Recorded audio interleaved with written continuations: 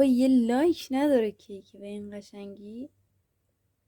بکوب دیگه، سابسکرایب کن تا این کیک ها رو راحتی بتونی درست کنی و بهت یاد بدم چجوری درست میشه. خب دوستان، اینم کیک روز مادر برای مادرای عزیزم. مادر رو به همه مادرها و همه زنهای سرزمینم تبریک میگم.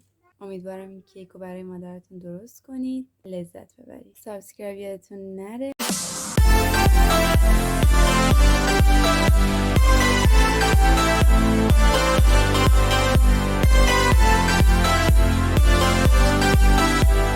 خب دوستان، من کیک هامو رو آماده کردم و اونها رو تا زمانی که خنک بشن در یک قابلمه نگه داشتم. خب من برای فیلینگ کیک یا میانه کیکم از موز و گردو استفاده میکنم و میرم برای خرد کردنشون.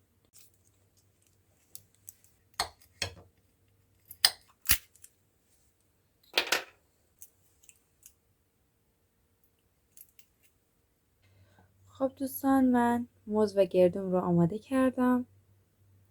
برای اینکه اون رو برای فیلینگش بچینم باید خامه قنادی فرم گرفته هم استفاده کنم.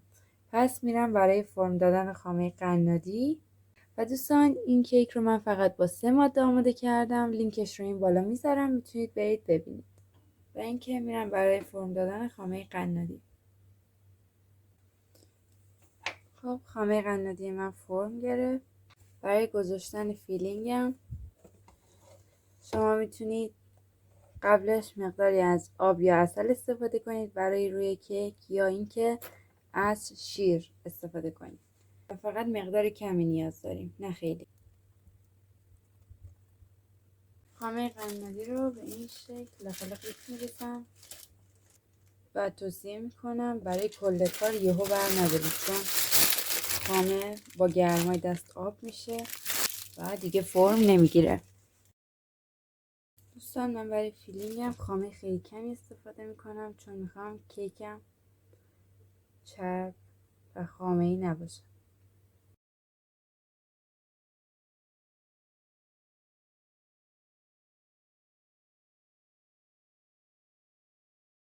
جاهای خالیش رو این شکل با خامه پر کنید.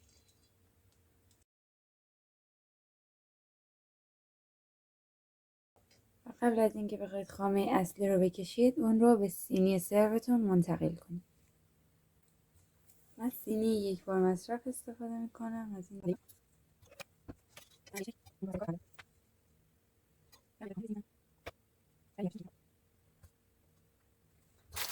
من تمیز میکنم و کیک رو روی صفحه گردون برمیگردونم.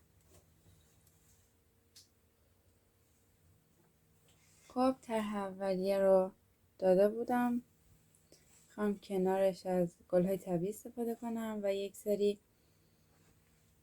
دونه های برف تله‌ای شده و حروف MOM و کلمه مام.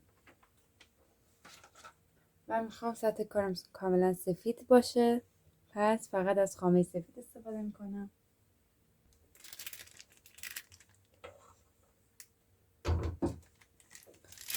و خب خامه رو برمی‌دارم.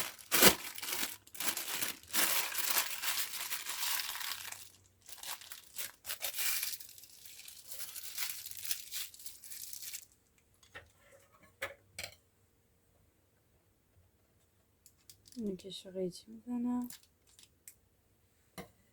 موسایی رو میزنم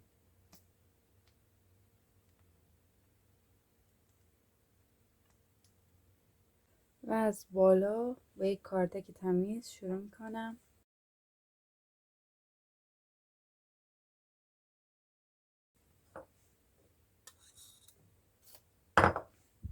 بعد از اینکه بالاش نسبتا صاف شد،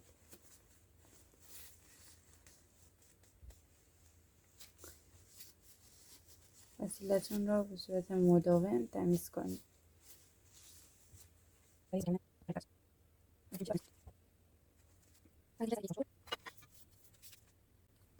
یک کاردک بردارید، اون رو نه به شکل این شکلی یا خیلی چسبیده، اون رو به شکل مماس با کیک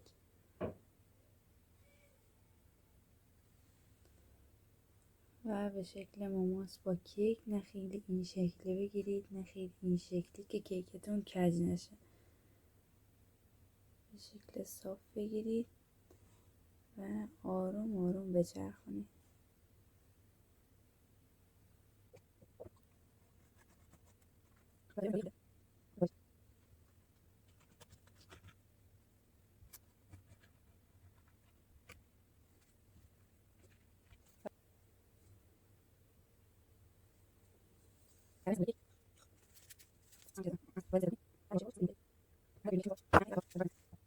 من سینی کیکم رو تمیز کردم و روکش کیکم رو آماده کردم. بریم برای تزیینش.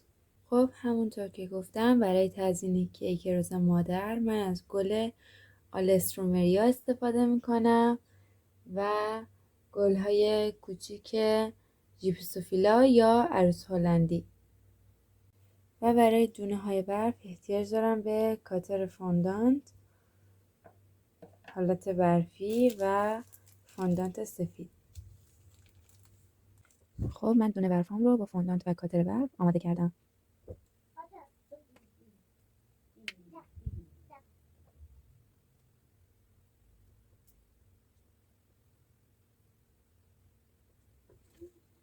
و با کاتر دونه برف تعداد دونه برفی که در آوردم اینجا هست و چون مولد حروف یا کاتر حروف نداشتم با نوک چاقو اینا رو در آوردم. خیلی راحت و ساده بود، شما هم میتونید امتحان کنید.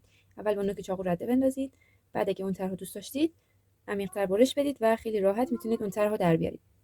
خب من به الکل شیرینی‌پزی احتیاج دارم و یک ظرف کوچیک تا رنگمون حیف نشه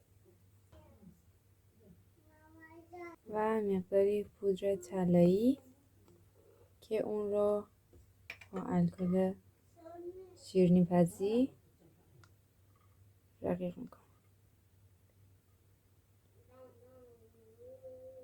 و با یک قلمی که میخواید باهاش کار کنید و مخصوص شیرینی‌پزی کنارش گذاشتید این کار رو انجام بدید، هم بزنید.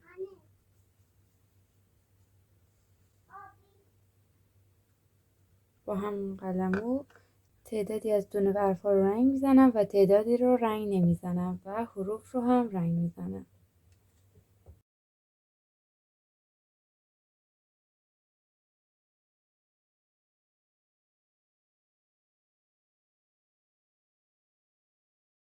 با اینکه این گل ها رو از این قسمت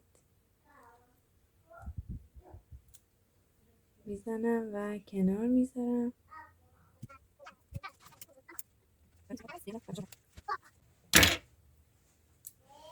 و اون رو هم رنگ میزنم.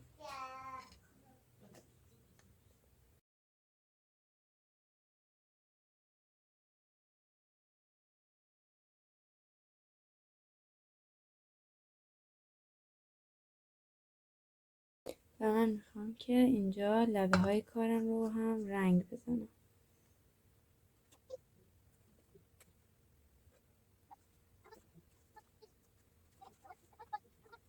و بعد حواستون باشه که این دسته پشت کارتون بیاد و دقیقا جلوش، یعنی از اینجا تا اینجا رو تزیین کنید.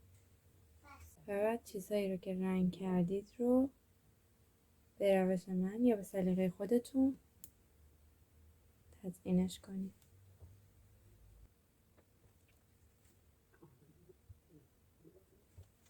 برای نصب کردن حروف باید خامه خیلی کمی پشت کارتون بزنید، خیلی خیلی کم.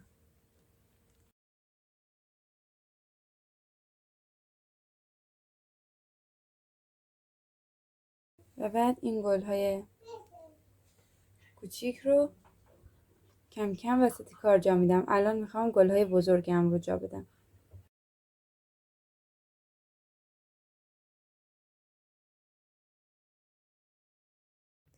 خب دوستان، اگر از آموزش کیک روز مادر خوشتون اومد لایک، شیر، کامنت یادتون نره و اگه دوست دارید آموزش های بیشتری از پیج من ببینید میس فود رو سابسکرایب کنید. تا آموزش بعد، خدا نگهدار.